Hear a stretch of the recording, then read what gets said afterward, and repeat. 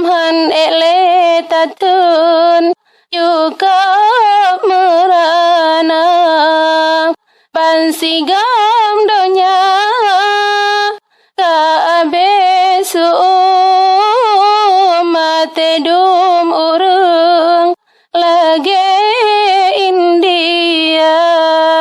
Sejumlah kota di Asia dilanda gelombang panas. Sejumlah negara seperti Bangladesh, India, dan juga Thailand dilanda suhu panas yang ekstrim. Jalan aspal ileka tutong balaga putran ake masa pandum gunung es yang cukup melambung ileka ditron ula onaraya katro Aceh nang roka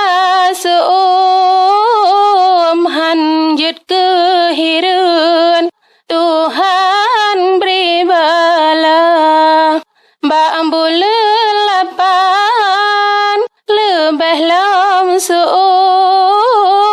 cuaca ekstrim melanda dunia nyan mata orang kata sana seban gas azam kabedum fana kamu dalam gepi saban payah grab langkrung malam jula kota dengan gle kasaban hantam takalan si panjang masa tak jaga tubuh lejeb isu pajo vitamin kuat tenaga.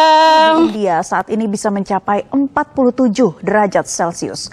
Dampaknya ketersediaan air menjadi terbatas dan warga harus memakai pakaian yang tertutup ketika beraktivitas di luar ruangan. Yang kaya